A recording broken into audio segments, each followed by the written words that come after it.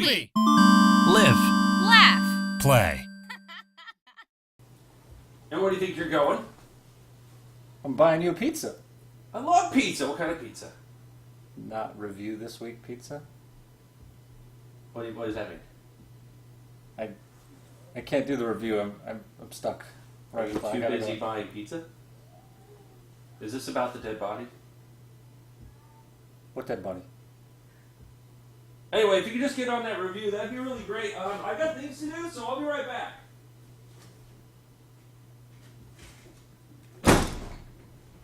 Did you already set up the camera?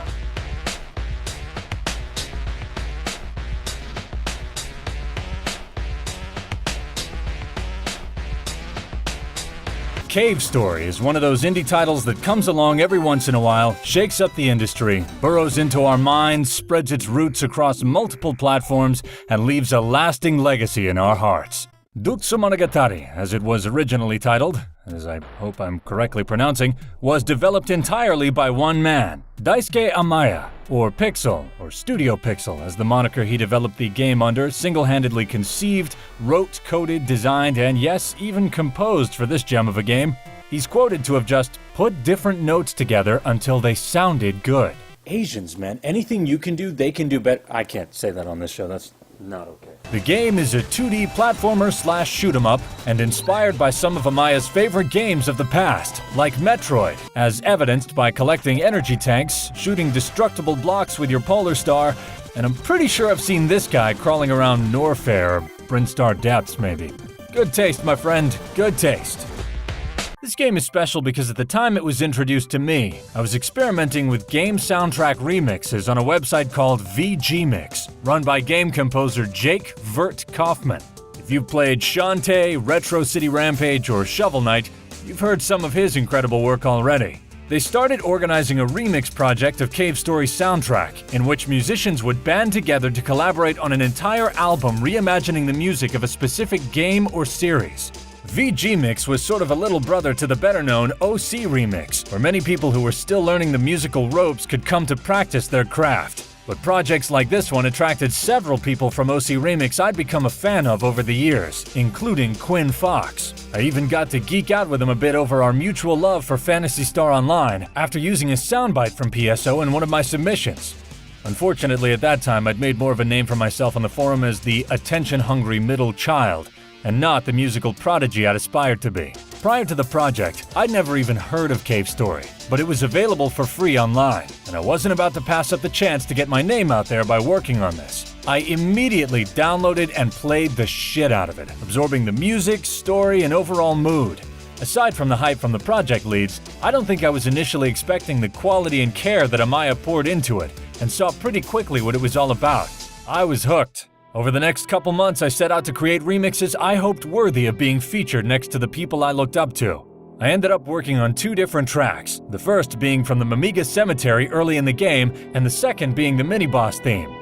If anything, that should tell you just how far I actually made it in the game before considering myself knowledgeable enough to actually work on this. I certainly wouldn't say they were my best works, but after some feedback from the team, I managed to get my tracks on the album. And I'm simultaneously pleased and surprised to hear that they're still favorites among fans to this day. I didn't accomplish much else outside of that. Being the angsty little shit I was at the time, it's safe to say that my tenure at VGMix didn't end as well as I'd like, and isn't all that fun to recall. Nevertheless, it was a step towards me growing as both a musician and a human being, and I'm grateful for my time among the community and for the members putting up with my shenanigans. Since the game's initial release, it's seen ports to a vast array of consoles and systems, including the Dreamcast and the TI Calculator.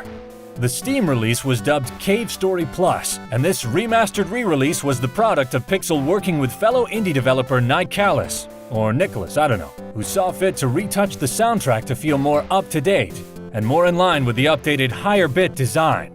I stuck with the classic soundtrack at first. The 3DS port, or Cave Story 3D, showcases the game in a new 2.5-dimensional perspective, which I think also robs the game of some of its charm. The concept and new art touch is pretty cool, but personally it kind of pulls me out of the little world the game created in my imagination the first time around. I also feel like with today's technology that the concept of 2.5D is kind of a cop-out.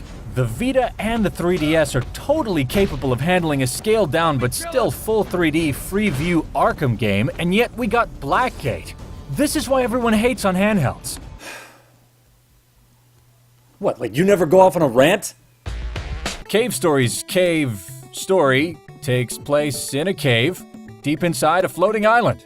You begin the game as an amnesiac military-grade robot named Cote, also referred to as Mr. Traveler in some of the Night Callus Nicholas, but whatever, with a deeper and more compelling backstory than his initial presentation may lead you to believe. Little side-scrolling action through the caves gets you acquainted with the game's simple but clever controls and mechanics before you literally fall into the plot.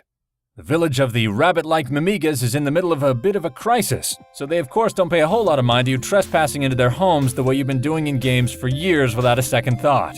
The apparent authority, King, has always reminded me of Knuckles the Echidna for some reason. Probably the tough guy who's really a bitch juxtaposition, is hassling Toroko about harboring a fugitive, Sue Sakamoto, who's being hunted by the antagonist, the Doctor, and his minions, Misery and Balrog. Balrog? Who cares? Misery shows up, mistakes Toroko for Sue, and King plans to offer them Sue to get Toroko back. And this is only the beginning. This game spirals into darkness pretty quick, as you help the Mimigas uncover your past and discover the Doctor's twisted plan to mutate the Mimigas into rabbits. Mindless killing machines to use in his bid to take over the world.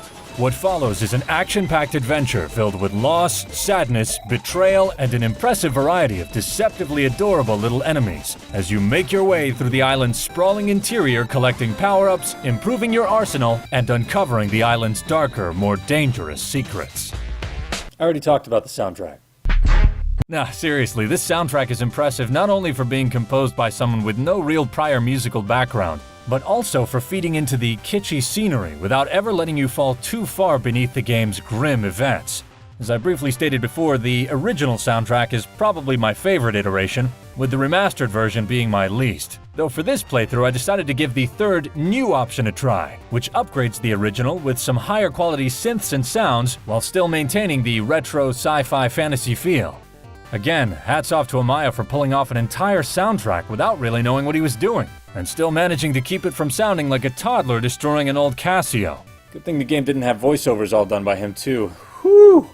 I mean, normally when devs do the voices themselves it is not good, but I have a feeling this guy would put a lot of people out of work.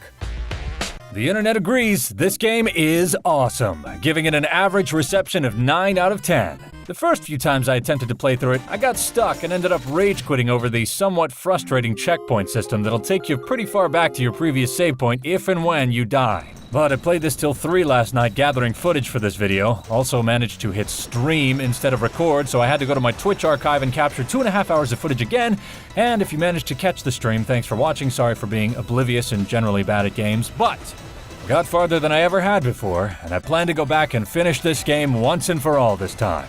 Yes, if you haven't figured it out by now, I don't always beat the games I talk about here.